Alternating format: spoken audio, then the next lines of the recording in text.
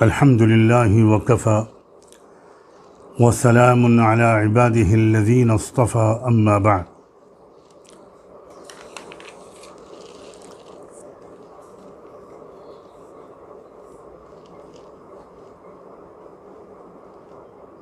आज के इस दर्स में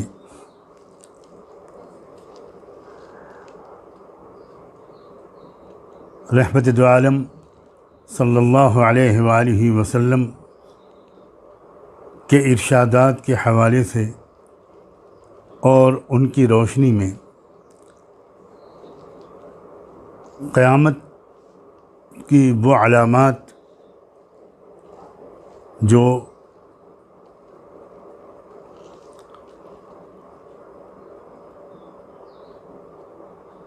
क़ुर्ब क़यामत में ज़ाहिर होंगी, जिनके बारे में अज़रा शफ़क़त व मोहब्बत रहमत दो आलम सल्लल्लाहु अलैहि वालिहि वसल्लम ने अपनी उम्मत को आगाहियाँ दी, पहले से हमको बाखबर किया। और बाखबर करने का मकसद सिर्फ़ हमारी मालूमात में इजाफ़ा नहीं था। बाखबर करने का मतलब था कि हम ज़रा होशियार व बेदार रहें, उन अलामात के तकाज़ों को महसूस करें और उन आगाहियों के असली पैगाम को समझकर अपनी कैरेक्टर, अपने किरदार, अपनी सीरत, अपनी ज़िम्मेदारियों पर कड़ी नज़र रखें।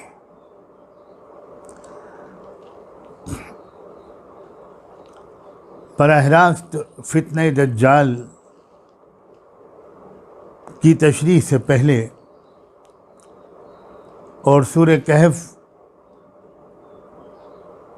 की तफसीर और उसकी तशरीह से पहले मुनासिब मालूम होता है कि हम जिस दौर में दाखिल हो चुके हैं और जिस दौर की तरफ बड़ी तेज़ी से बढ़ रहे हैं, इतनी तेज़ रफ्तारी से वाक़यात अब रूनुमा हो रहे हैं कि अब कम से कम इस गलतफ़हमी से हम सबको निकल जाना चाहिए कि ये बातें जो बताई जा रही हैं ये तो कहीं हमारी आइंदा आने वाली नस्लों के ज़िंदगी में आएंगी। इस गलतफ़हमी से अगर हम निकल जाएंगे तो इसका ये असल फ़ायदा ये होगा कि हम अपनी ज़िंदगी और कैरेक्टर के बारे में ज़्यादा सीरियस हो जाएंगे, ज़्यादा वॉचफुल हो जाएंगे। इसलिए मुनासिब मालूम होता है कि पहले कुछ अलामात का ज़िक्र कर दिया जाए या कुछ ऐसे साइंस का, ऐसे वाक़यात का, ऐसी तब्दीलियों का ज़िक्र कर दिया जाए जिनसे हमको बाखबर किया था अल्लाह के आखिरी पैगंबर सय्यदना मुहम्मदुर रसूलुल्लाह सल्लल्लाहु अलैहि वालिहि वसल्लम। और अगर मेरी ये बात मेरे कुछ नॉन मुस्लिम भाई और बहन भी सुन रहे हों तो मैं उनसे भी ये गुजारिश करता हूँ कि बहुत संजीदगी के साथ और सीरियसली इन बातों को सुने। ये जिस शख्सियत ने ये आगाहियाँ दी हैं वो सिर्फ मुसलमानों के कौमी रहनुमा नहीं थे, वो पूरी इंसानी बिरादरी और पूरे इस कुंबे के, इस परिवार के रहनुमा थे, जिसको हम कहते हैं एक इंसानी बिरादरी। जितनी उनकी रहनुमाइयों को जानना और उसके तकाज़ों पर अमल करना एक मुसलमान के लिए ज़रूरी है, उतना ही मेरे बहुत मोहतरम नॉन मुस्लिम भाइयों और बहनों आपके लिए भी उतना ही रिलेवेंट है, उतना ही ज़रूरी है, उतना ही फ़ायदेमंद है। खुदा के लिए उन सब रहनुमाइयों को इस तरह इग्नोर करके गलती मत कीजिए, करने की गलती मत कीजिए कि ये तो मुसलमानों का मसला है।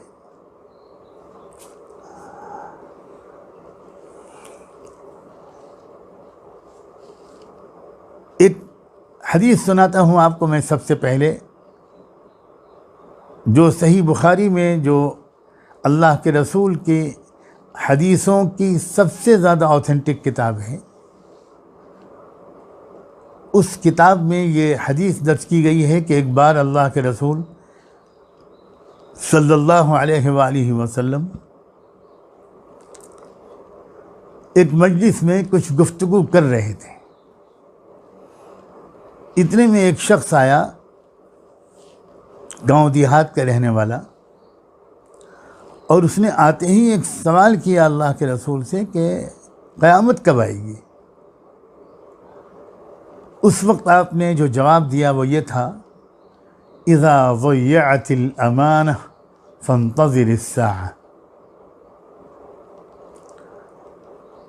जब वो वक्त आए जाए कि जब अमानत ज़ाय की जाने लगेगी तो उस वक्त क़यामत का इंतज़ार करना।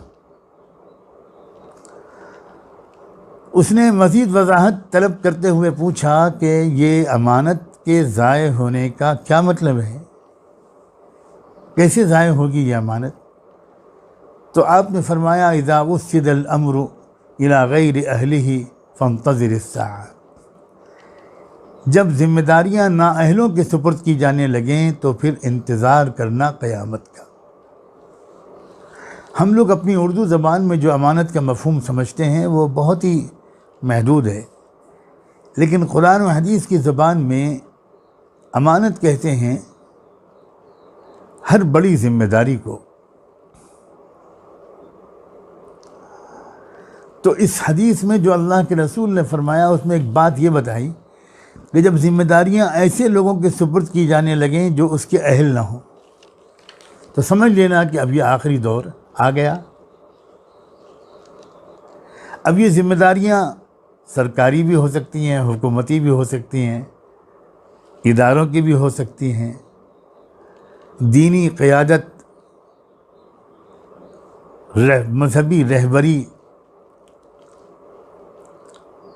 और हमारे मुस्लिम इस्तिलाह में इफ्ता और क़ज़ा यानी मसाइल बताना, अहकाम बताना, मुक़द्दमात के फ़ैसले करना, औक़ाफ़ और क़ौमी अमानतों का निगरान बनना, उनका इंतज़ाम करना, इस तरह की जितनी भी ज़िम्मेदारियाँ हैं वो दुनियावी हों या दीनी हों, जब वो नाअहलों के सुपुर्द की जाने लगें तो ये क़ुर्ब क़यामत की एक निशानी है। यानी जब ये रिवाज हो जाए, इसका मतलब क्या हुआ? इसका मतलब मेरे और आपके लिए ये हुआ कि ये गलती हमको नहीं करनी है, हमको बचना है इससे, हमको बहुत वाचफुल रहना है।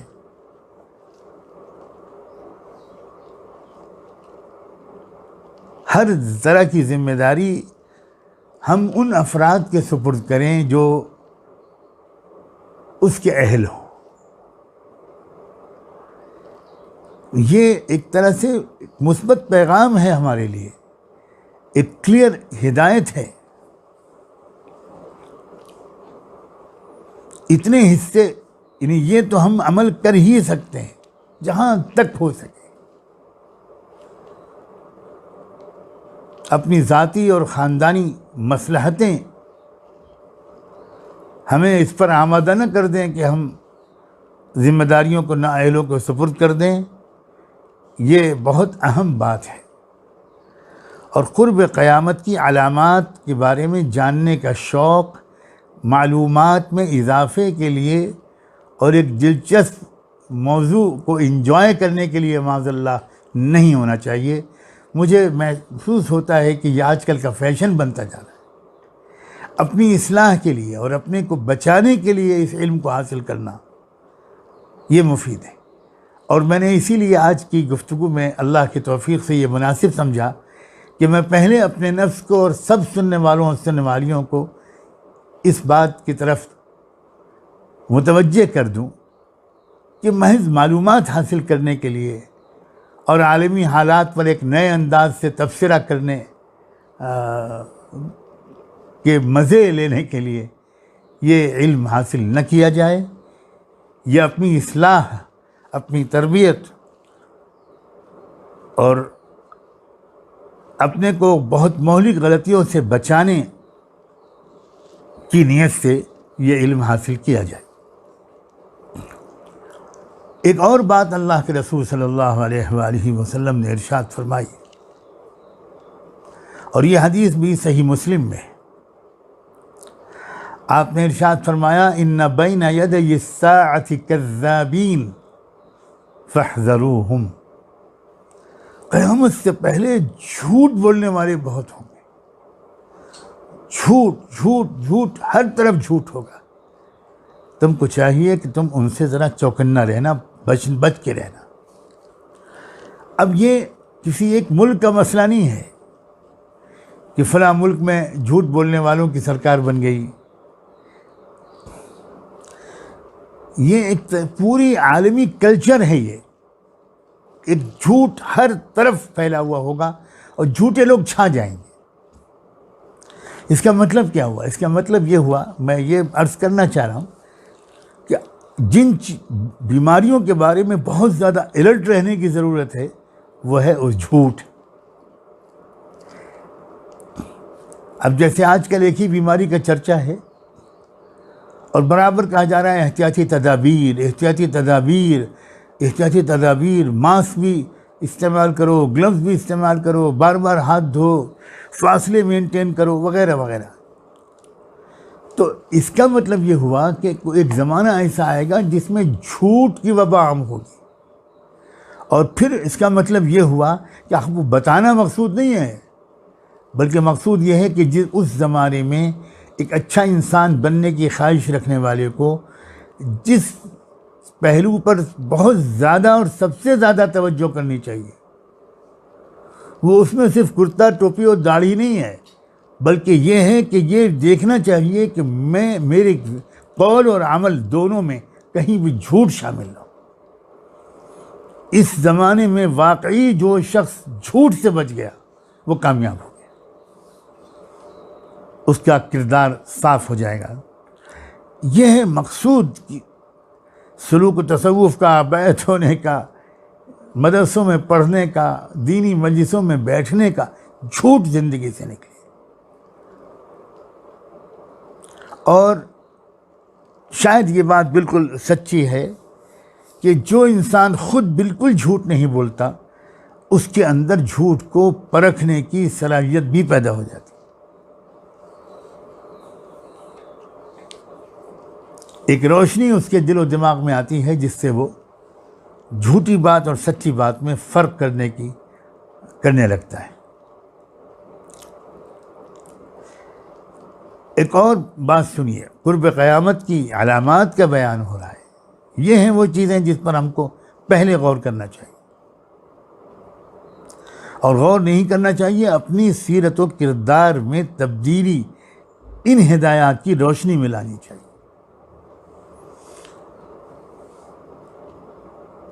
हदीस की मशहूर और मतबर किताब सुनन तिरमिज़ी ने रिवायत किया है, अल्लाह के रसूल सल्लल्लाहु अलैहि वसल्लम का ये इरशाद, आपने फरमाया, जब कौमी सरमाए को, माल गनीमत को ज़ाती दौलत बनाया जाने लगे, जब कौमी सरमाए का गलत इस्तेमाल किए जाने लगे,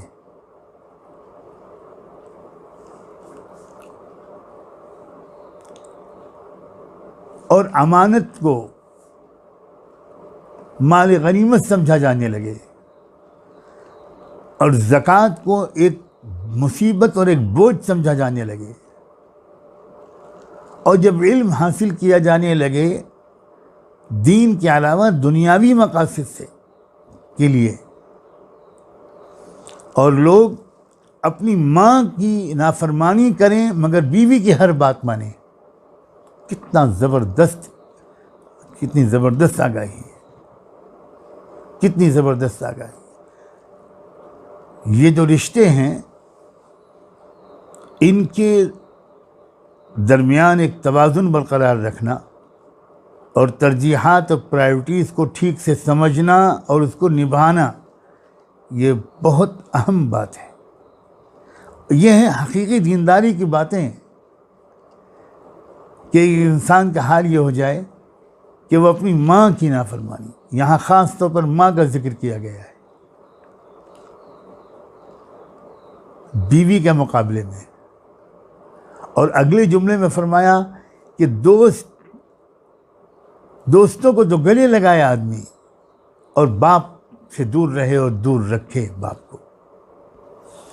क्या आप नहीं देखते कि मौजूदा कल्चर में अक्सर व बेशतर औलादों का यही हाल है? बहुत शाज़ व नादिर कोई एक आध होगा लाखों में जो इस गलती से महफूज होगा। जब तुम देखो कि इंसान अपनी बीवी की बात मानने लगा और माँ की नाफरमानी करने लगा और दोस्त को गले लगाने लगा और अपने बाप को दूर कर दिया, और जब तुम देखो कि मस्जिदों में शोर व गौगा बुलंद होने लगा, लोग बुलंद आवाज़ में आपस में बातें करने लगे मस्जिदों में, जहाँ खामोशी और अदब और वक़ार होना चाहिए। और जब तुम देखो कि हर गिरोह और कबीले का जो लीडर है वो उनका बहुत बुरा आदमी है, अल्लाह अकबर, जब गुंडे लीडर बनने लगे हैं, जब बहुत ही ख़राब लोग उन्हीं के हाथ में लीडरशिप आ जाए, तो समझ जाना कि अब ये आखिरी दौर है, समझ जाना। और जब तुम देखो कि लीडरशिप कौमों के कमीने लोगों के हाथ में आ जाए, जो बहुत पस्त किस्म के लोग हैं, बहुत ही नीचे कैरेक्टर के लोग हैं, जो बेचारे इसकी सलाहियत बिल्कुल नहीं रखते कि वो कौमों को लेकर चलें। और जब तुम देखो कि किसी इंसान की इज्जत की जाने लगे सिर्फ उसके ज़रर और नुकसान के डर की वजह से, यानी किसी इंसान की इज्जत उसकी सलाहियत, उसकी अहलियत, उसकी अखलाकी खूबियों की वजह से होने के बजाय बस इसलिए लोग उसकी इज्जत करने लगे कि बस इसका नुकसान हमको ना पहुंच जाए, यह आदमी हमें नुकसान न पहुंचा दे। और जब तुम देखना कि पेशेवर गाने वालियाँ और बाजे गाजे आम हो जाएं, अल्लाह अकबर, पेशेवर गाने वालियाँ, इस ज़माने में इसको समझाने की कोई ज़रूरत ही नहीं है। और गाने बाजे, म्यूज़िक, नाच, तमाशे आम हो जाएं और शराब पी जाने लगे और उम्मत के हर आने वाले अपने बड़ों पर तनकीद करने लगे, लानत मलामत करने लगे। इस ज़माने में तो क्या वही आदमी बहुत रोशन ख्याल माना जाता है जो अपने पूरे माजी पर तनकीद करे।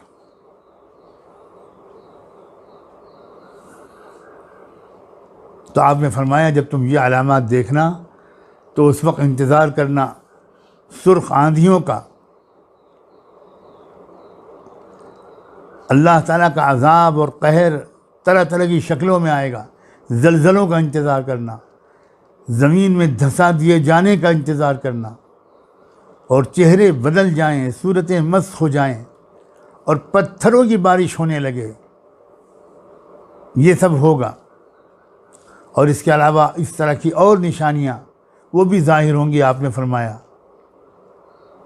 जिस तरह एक हार जो कट जाए और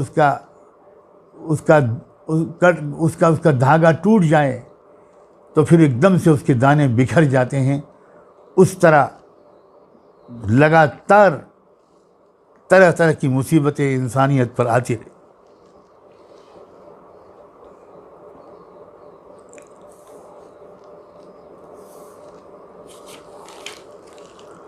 अल्लाहु अकबर कबीरा, अल्लाहु अकबर कबीरा।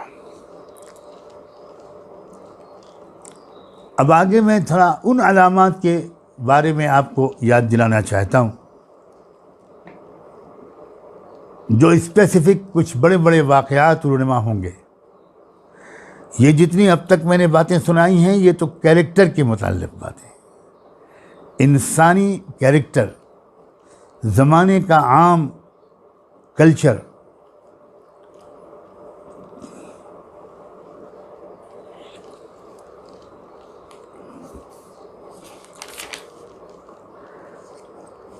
सही मुस्लिम की रिवायत है, हज़रत इमरान बिन हुसैन रावी हैं कि अल्लाह के रसूल सल्लल्लाहु अलैहि वसल्लम ने इरशाद फरमाया। इमरान बिन हुसैन कहते हैं मैंने ख़ुद सुना अल्लाह के रसूल को ये फरमाते हुए कि आदम की पैदाइश से लेकर क़यामत तक कोई वाक़या और हादिसा दज्जाल के फितने से बड़ा और सख्त नहीं होगा।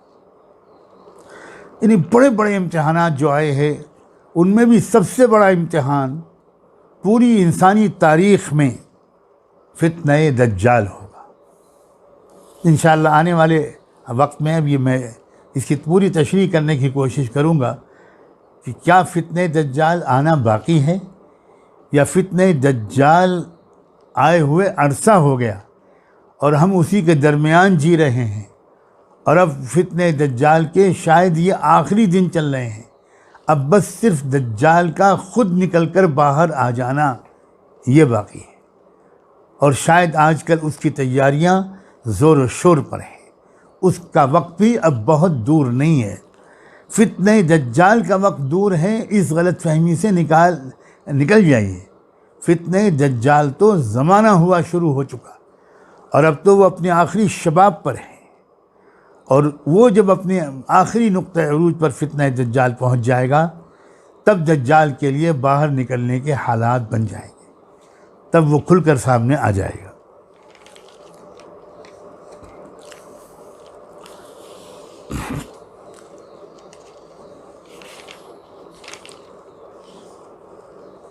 दज्जाल के बारे में एक बात ये भी इस वक्त मैं आपको याद दिलाऊं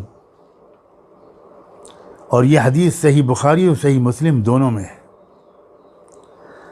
क्या आपने इरशाद फरमाया और ये कहते हुए इरशाद फरमाया कि मैं तुमको ऐसी बातें दज्जाल के बारे में ऐसी बात बताने जा रहा हूँ जो मुझसे पहले किसी नबी ने अपनी कौम को नहीं बताई थी।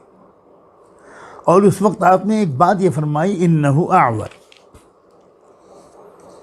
कि वो काना होगा, एक आँख से देखने वाला होगा। क्या मतलब है इसका? सच्ची बात यह है कि कोई यकीन के साथ ये कहना कि इस इरशाद का ये मतलब है, ये शायद अभी क़ब्ल अज़ वक्त है। इसका एक मतलब ये भी हो सकता है, जैसा कि बाज़ अहले इल्म का ख्याल है, कि असल में इंसान को अल्लाह ने दो आँखें दी हैं, एक ये ज़ाहिरी आँखें हैं और एक दिल की निगाह है, दिल की नज़र है। इस दुनिया की हकीकत को वो शख्स बेहतर तौर पर समझता है जिसकी दोनों आँखें रोशन हो। दज्जाल का जो फितना होगा उसके असर से ये सूरत हाल होगी कि इंसान की सिर्फ मादी आँख खुली रहेगी और वह हर चीज़ को ज़ाहिरी, मादी, सियासी, बिल्कुल प्राइमा फेसाई जो जिसको अंग्रेज़ी में कहते हैं, उस नज़र से देखकर राय कायम करेगा। और जबकि चीज़ों की हकीकत को समझने के लिए सिर्फ ये वाली ज़ाहिरी आँख काफ़ी नहीं होती, इंसान के दिल दिमाग की नज़र भी, निगाह भी खुली हुई होनी चाहिए, तभी वो चीज़ों की हकीकत को समझ सकता है।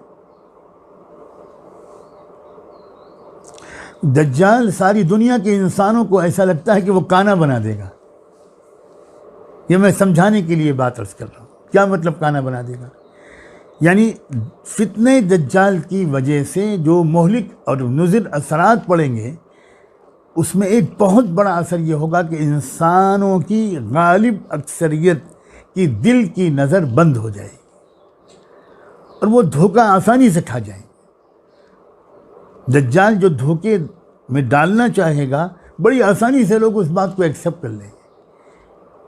आपको आगे चलकर इंशाल्लाह ये बात ज़्यादा तफसील से बताई जाएगी कि दज्जाल को दज्जाल कहा ही इसलिए गया है कि वो इंसानी तारीख का सबसे बड़ा धोखा देने का माहिर इंसान, माहिर हस्ती है वो। उसका असल काम ही ये है कि असल हकीकत से इंसानों को बेखबर और अंधा और गाफिल कर दिया जाए, बहरा कर दिया जाए, और जो बिल्कुल गलत है उसको सही करके दिखा दिया जाए और एक नज़रबंदी कर दी जाए, इंसानों को मिसमराइज कर दिया जाए। प्रोपेगेंडे से मुतासिर होने की आदत इंसानों के अंदर डाल दी जाए और हकीकत को पर गौर करना और समझने की कोशिश करना और समझ लेने की सलाहियत उनके अंदर से छिन जाए।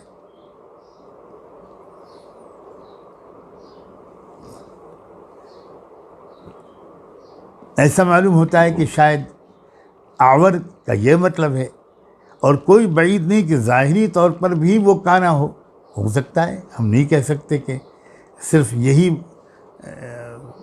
माना मुराद है। ये जो चीज़ें पूरी तरह खुलकर तो तब आएंगी जब वो दज्जाल खुद ज़ाहिर हो जाएगा और उसको पहचानने वाले अहलुल्लाह, साहिब नज़र, साहिब तक़वा लोग मौजूद होंगे और वो उसको पहचानेंगे। आपने इसी हदीस में ये भी इरशाद फरमाया कि उसके साथ एक चीज़ होगी जन्नत की तरह और एक चीज़ होगी दोज़ख की तरह। फिर वो जिसको जन्नत बताएगा वही फिर हकीकत दोज़ख होगी।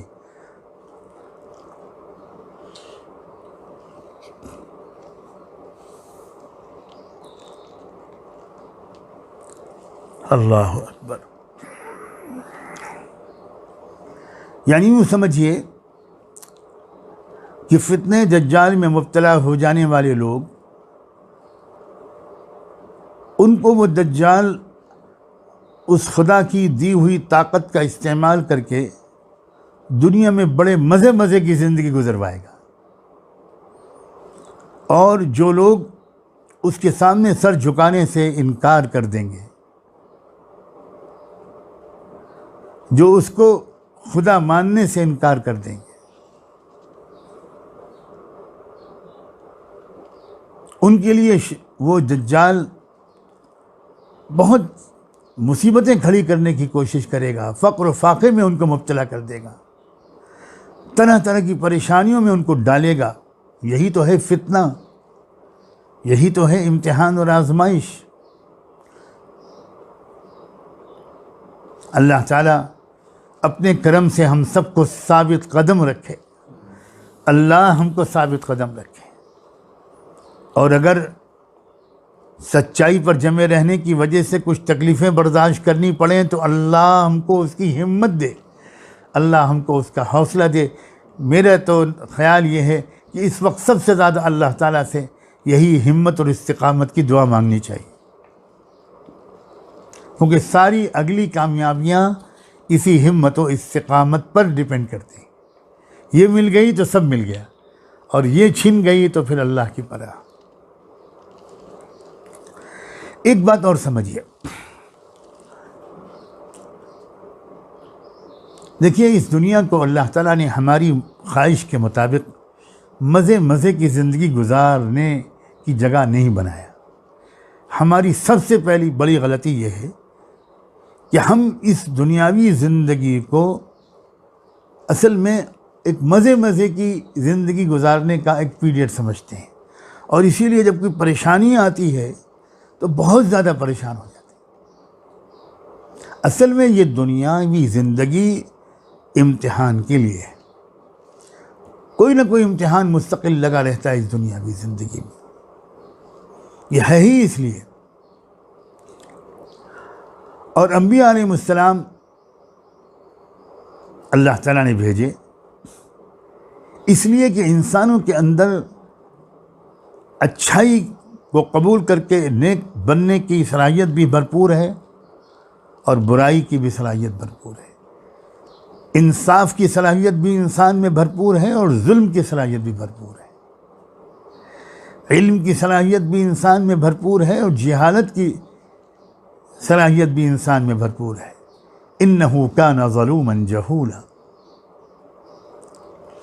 अब अल्लाह ताला ने दुनिया में दो निज़ाम चलाए हैं। एक निज़ाम है नबूवत और रिसालत का। नबूवत अल्लाह के नबी और पैगंबर और रसूल ये आते हैं इसलिए कि वो हमको बताएं कि भाई इस रास्ते पर चलोगे तो तुम कामयाब हो जाओगे, तुम्हारी अंदर की नेकी बाहर निकल आएगी, तुम अच्छे इंसान बन जाओगे। सिर्फ यही एक ताकत नहीं है, इसके मुकाबिल एक ताकत अल्लाह ने और पैदा की है, शैतान की। वो हर इंसान के पीछे लगा रहता है और लगा रहेगा रहती दुनिया तक कि वो इंसानों को किसी तरफ बुराई की तरफ और हलाकत और बर्बादी के रास्ते की तरफ लेकर जाए।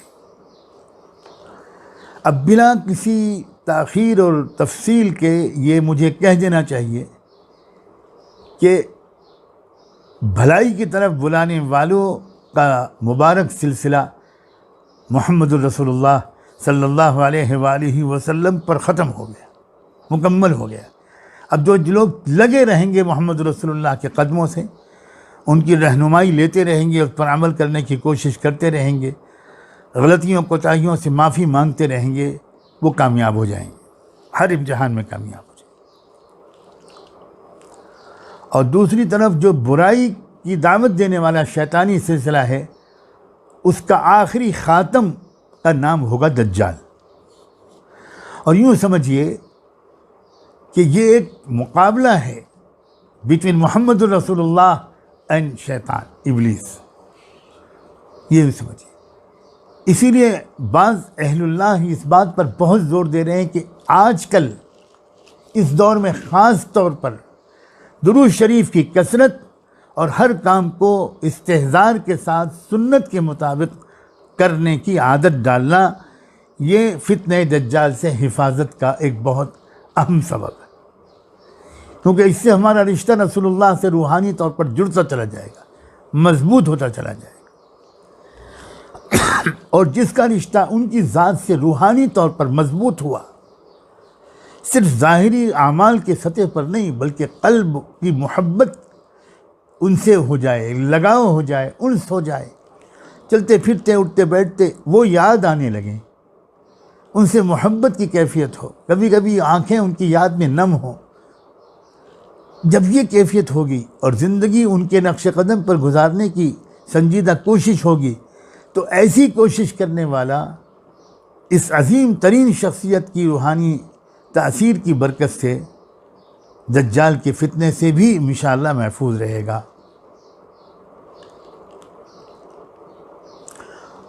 और ऐसा लगता है कि अल्लाह ताला ये दिखाना चाहते हैं कि शैतान की आखिरी ताकत के ज़हूर के ज़माने में भी मेरे ऐसे बहुत बड़ी तादाद में बंदे और बंदियां मौजूद होंगे जो मोहम्मद रसूलुल्लाह सल्लल्लाहु अलैहि वसल्लम और उनके नायबीन से अच्छी वाबस्तगी की बरकत से उस दज्जाल के सहर में आने से महफूज रहें।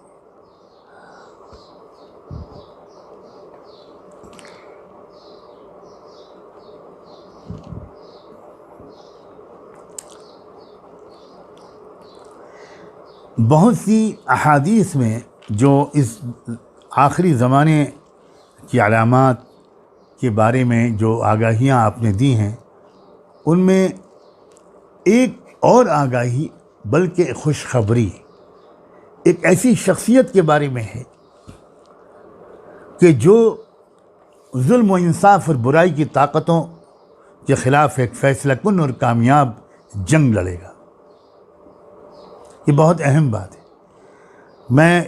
मैंने ये भी मुनासिब समझा कि फितने दज्जाल और दज्जाल के तज़किरे से पहले मैं वो अलामात ज़िक्र कर दूँ कुछ और भी, ताकि ज़रा जहन और ज़्यादा यकसू हो जाए और हम समझें कि इस दौर में और क्या क्या आने वाला है।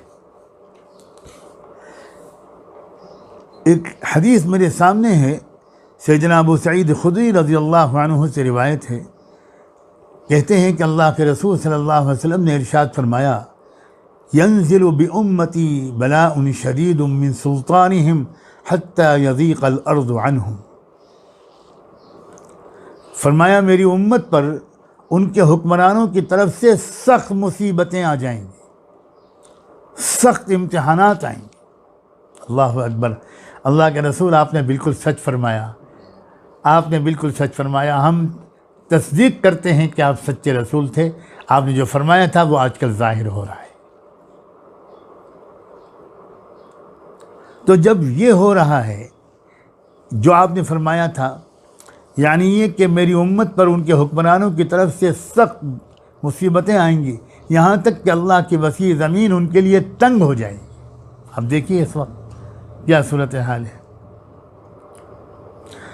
अब आगे सुनिए, फरमाया उस वक्त अल्लाह ताला मेरी नस्ल में से एक शख्स को खड़ा करेगा और उसकी जद्दोजहद से ऐसा इनक़िलाब बर्पा होगा कि फ़यमलउल अर्ज़ क़िस्तन व अदलन कमा मुलिअत ज़ुल्मन व जौरा, कि अल्लाह की पूरी ज़मीन जिस तरह पहले जुल्म व सितम से भर गई थी, उसी तरह उस शख्स की जद्दोजहद के नतीजे में अद तक़दीर इलाही से वो ज़मीन इंसाफ से भर जाएगी। फरमाया आसमान वाले भी उससे राज़ी होंगे और ज़मीन वाले भी उससे राज़ी होंगे। वाह वाह वाह। यर्ज़ा अन्हु साकिनुस समाई व साकिनुल अर्ज़, उस हुक्मरान से जो इंसानियत को जुल्म से निजात दिलाएगा और पूरी दुनिया की तमाम कौमों के लिए पूरी दुनिया में इंसाफ के निज़ाम को कायम करेगा, उससे आसमान वाला भी खुश होगा, ज़मीन वाले भी राज़ी होंगे। और फरमाया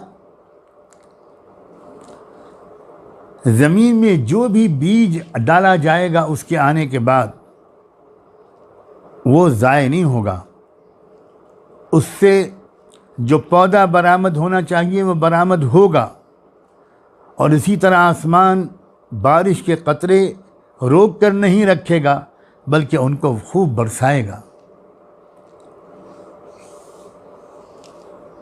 ऐसी बहुत सी अहादीस हैं जिन अहादीस के मजमूए से ये बात सामने आती है कि अल्लाह के रसूल सल्लल्लाहु अलैहि वसल्लम ये बात भी बता कर गए हैं कि जब जुल्म बहुत ज़्यादा बढ़ने लगेगा तो फिर एक ऐसी शख्सियत उम्मत को और इंसानियत को अता होगी।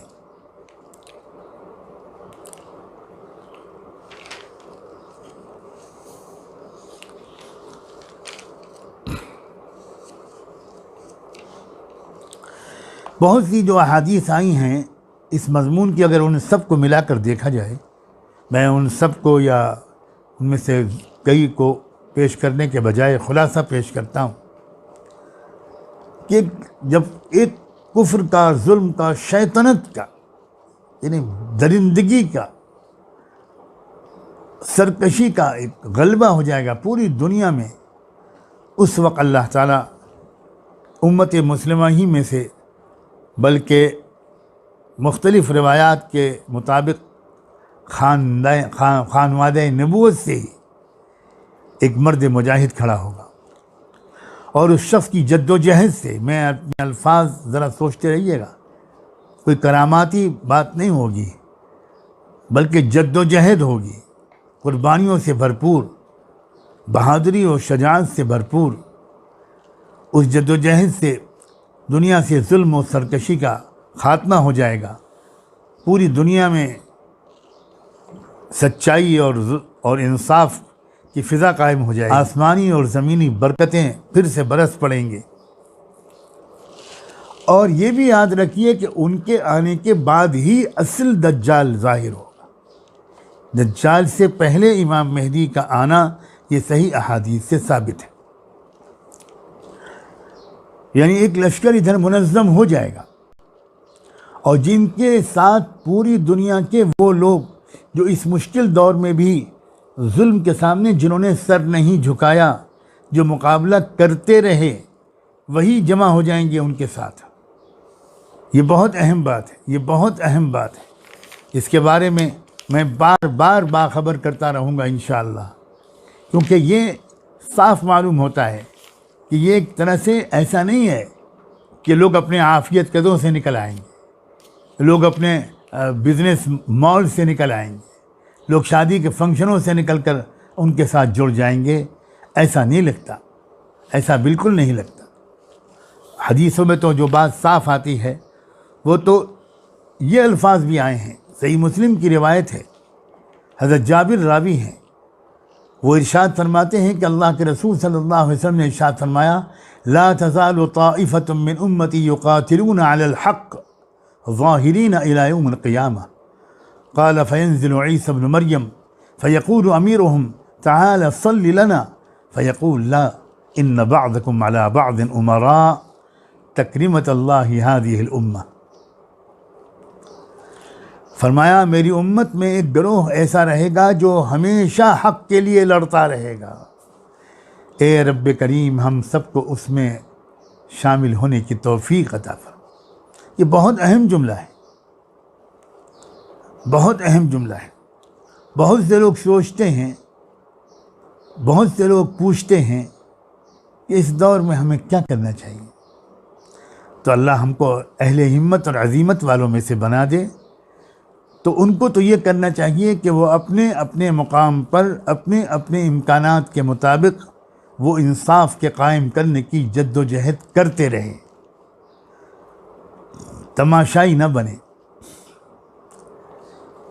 बिना किसी उज़्र के सिर्फ गोशे आफ़ियत तलाश न करें, हिम्मत से काम लें, हिम्मत से काम लें। ये दौर हिम्मतों के बढ़ाने का दौर है।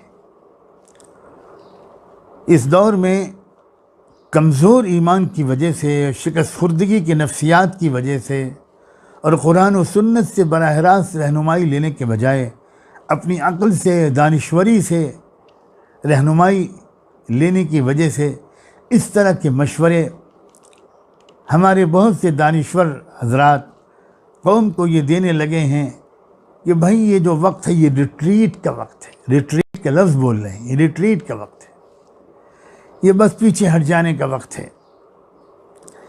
किसी के लिए उज़्र शरई हो तो बात उसके लिए की अलग है, इसको आम रहनुमाई नहीं करार दिया जाना चाहिए। हमारे उम्मत में एक अच्छा हिस्सा उन लोगों का हमेशा रहना चाहिए जो अपने अपने वक्त में बहुत सोच समझकर अक्ल व दानिशमंदी के मुताबिक रेजिस्ट करें। रेजिस्टेंस की ज़रूरत है, सिर्फ रिट्रीट करने की ज़रूरत नहीं है। और ये रेजिस्टेंस ही वाले होंगे जिनको आखिर में उस फैसलकुन मारिके में शिरकत की सआदत मिलेगी। और इतना बाबरकत गिरोह होगा वो, आप सोचिए ज़रा कितना खुश नसीब गिरोह होगा कि उसकी इमामत के लिए उसका इमाम यानी इमाम मेहदी मुसल्ले पर खड़े हो जाएंगे और ठीक उसी वक्त हज़रत ईसा अलैहिस्सलाम आसमानों से उतर कर तशरीफ़ लाएंगे। तो हज़रत ईसा अलैहिस्सलाम को देखकर वो इमाम जो इसी उम्मत का एक फ़र्द होगा, वो आसमानों से उतरा हुआ कोई शख्स नहीं होगा, वो हमारे दरमियान पैदा होने वाला एक नेक सालेह शख्स होगा जिसको अल्लाह पूरी दुनिया में इंसाफ के निज़ाम को कायम करने के लिए हिम्मत और सलाहियत अता फरमाएगा। वो मुसल्ले पर खड़ा हो चुका होगा इमामत के लिए, लेकिन वो देखेगा कि ईसा अलैहिस्सलाम आ गए तो वो पीछे हटकर कहेगा कि आप तशरीफ़ लाइए, आप इमामत कीजिए। मगर हज़रत ईसा अलैहिस्सलाम कहेंगे नहीं नहीं नहीं, अला इन्ना बअदकुम अला बअदिन उमरा, तुम ही इमामत करोगे, तुम में ही से कोई इमामत करेगा, मैं तो मुक्तदी बनूँगा। अल्लाहु अकबर। ये उस हिम्मत वाले बहादुर गिरोह का मैं तज़किरा कर रहा था जो यकीनन इकट्ठा होगा इस जुल्म से फैसलाकुन मुकाबला करने के लिए अपने इमाम के पीछे, और उसी की मदद के लिए आएंगे हज़रत ईसा अलैहिस्सलाम, और फिर उनके ज़रिए से उस दज्जाल का ख़ात्मा होगा। उस सिलसिले की कुछ अहादीस हज़रत ईसा अलैहिस्सलाम की आमद और उनके बारे में कुछ बातें मुझे अर्ज़ करनी हैं, वो इंशाअल्लाह कल अर्ज़ करूँगा। आज इसी पर इक्तिफ़ा करता हूँ, इस दुआ के साथ कि अल्लाह तबारक व तआला हम सबको इस दौर की पहचान भी अता फ़रमाए, और इस दौर में जिस सीरत व किरदार वाले ईमान वालों की ज़रूरत है, जिस सीरत व किरदार वाली ईमान वालियों की ज़रूरत है, अल्लाह हम सबको वही सीरत व किरदार अता फ़रमा दे। व आखिरु दावाना अनिल हम्दुलिल्लाहि रब्बिल आलमीन। दुआ कर लीजिए।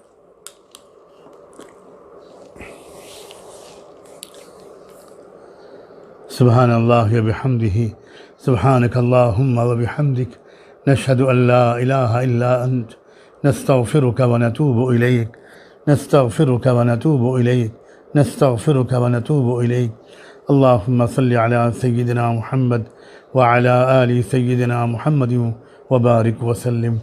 अल्लाहुम्मा सल्लि अला सय्यिदिना मुहम्मद सलातन तुंजीना बिहा मिन जमीइल अहवाल वल आफात व तक़ज़ी लना बिहा जमीअल हाजात व तुतहिरुना बिहा मिन जमीइस सय्यिआत व तरफ़उना बिहा अअला दरजात व तुबल्लिगुना बिहा अक़सल गायात मिन जमीइल खैरात फ़िल हयाति व बअदल ममात। इन्नका अला कुल्लि शैइन क़दीर, इन्नका अला कुल्लि शैइन क़दीर। अल्लाह हम सब आपके बंदे, आपकी बंदियाँ आपके हुजूर में हाजिर हैं। अल्लाह इक़रार करते हैं कि कलिमे तौहीद पढ़ने के बाद अल्लाह आप ज़िंदगी हमारी जैसी गुज़रनी चाहिए थी वैसी ज़िंदगी नहीं गुज़र रही। बहुत से काम जिनका आपने बड़ी ताकीद से हुक्म दिया था, उन कामों के करने में हमसे मुसलसल कोताही हो रही है, और जिन कामों से आपने सख्ती से मना फरमाया था, बराबर वो काम हमसे सरजद हो रहे हैं। बारे इलाहा माफ़ भी फरमा दीजिए, और अब हमको अपनी ख़ज़ाने गैब से तक़वा अता फरमा दीजिए। अल्लाह हमारे पेशानी के बाल पकड़ के अल्लाह हमको सिरात मुस्तकीम पर चला दीजिए। अल्लाह हमको मोहताज ज़िंदगी गुजारने वाला बना दीजिए।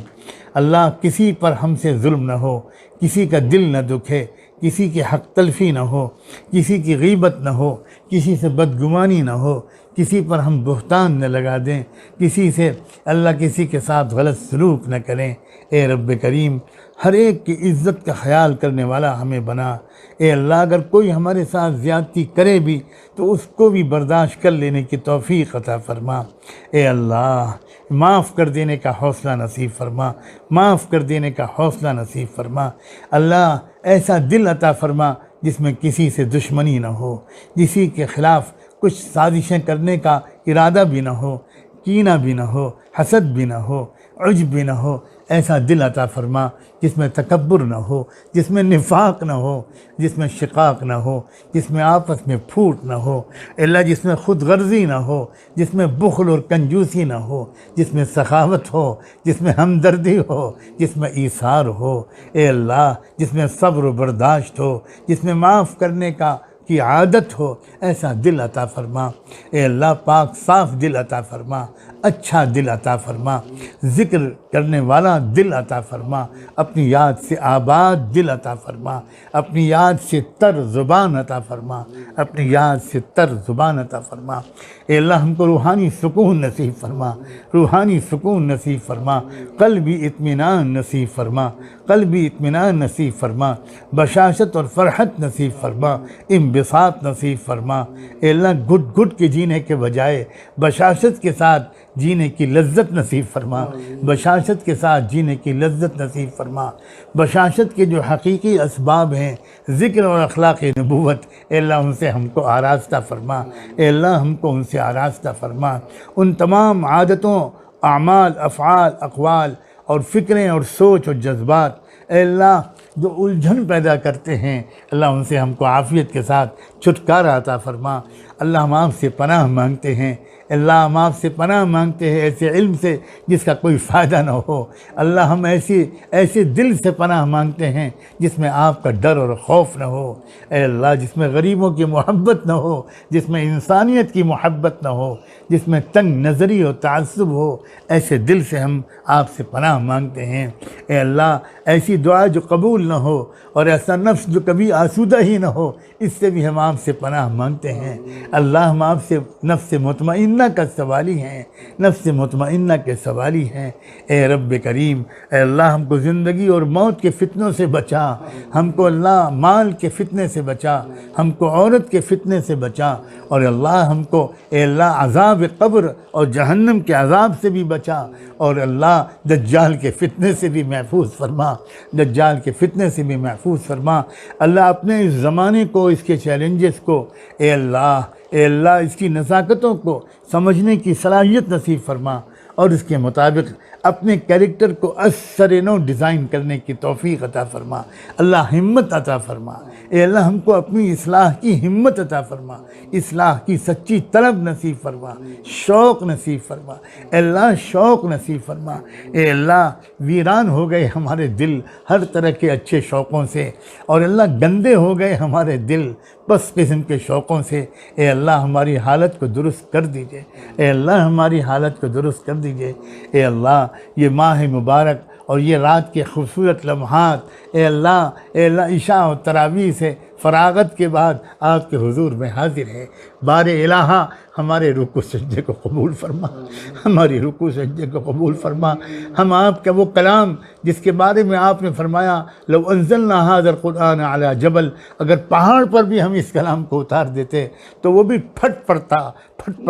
हम इस कलाम को पढ़ते हैं, हमारे दिल पर असर नहीं होता, हम सुनते हैं कोई असर नहीं होता। अल्लाह, ये क्या हो गया हमारे दिलों को, हमारे दिलों को क्या हो गया। अल्लाह, वो खशियत नसीब फरमा, वो सलाहियत तअस्सुर लेने की तौफ़ीक़ अता फ़रमा। ए अल्लाह, कुरान से मुनासबत नसीब फ़रमा, कुरान से इश्क़ नसीब फ़रमा। ए अल्लाह, पूरी दुनिया में जो लोग हिफ्ज़ कुरान की दौलत से माला माल हैं, अल्लाह उनको इसकी कदर की तौफ़ीक़ अता फ़रमा, शुक्रगुज़ार बंदा बना, और याद रखने के लिए ए अल्लाह उनको भरपूर मेहनतें करने की हिम्मत नसीब फ़रमा।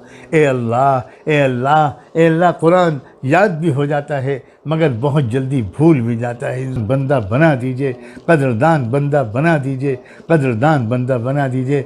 ए अल्लाह, ये महीना मग़फ़िरत का महीना है। ए अल्लाह, इस महीने में भी अगर माफ़ी ना मिली तो कब मिलेगी। माफ़ कर दीजिए अल्लाह, माफ़ कर दीजिए, पूरी उम्मत को माफ़ कर दीजिए, पूरी उम्मत को माफ़ कर दीजिए, इंसानी बिरादरी को भी माफ़ कर दीजिए।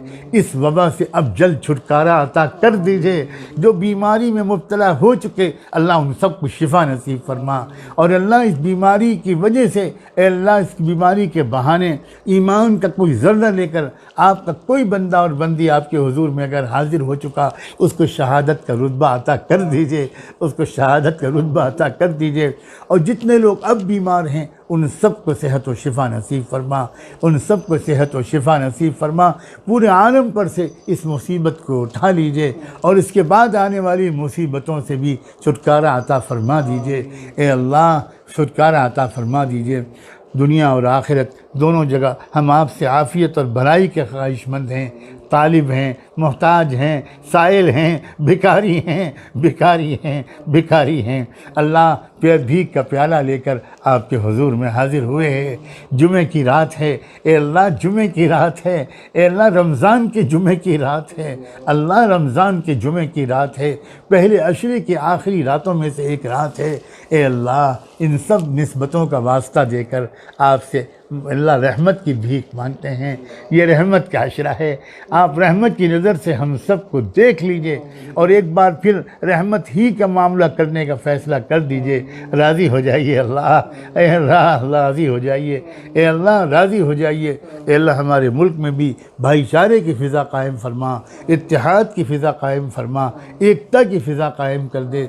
हमारे मुल्क के हुकूमत करने वालों को भी अल्लाह समझ दे दे, अल्लाह तौफीक दे दीजिए। अल्लाह उनको इंसाफ कायम करने का जज्बा, जुल्म के बजाय इंसाफ के निज़ाम को कायम करने का जज्बा उनके दिलों में डाल दीजिए।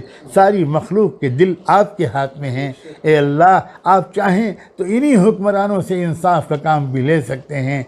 ए अल्लाह, अल्लाह हमारे और उनके दरमियान, मुल्क के अवाम और उनके दरमियान एक फ़ासला बढ़ता चला जा रहा है।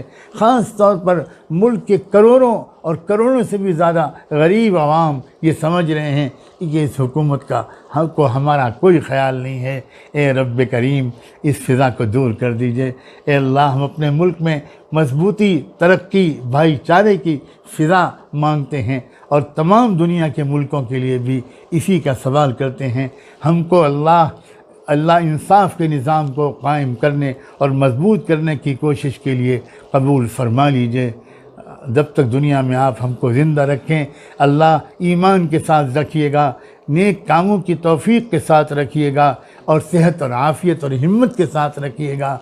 और जब बुलावे का वक्त आ जाए तो आसान मौत देकर ईमान कामिल पर अपने पास बुलाकर बेहिसाब किताब जन्नत अता फरमा दीजिएगा।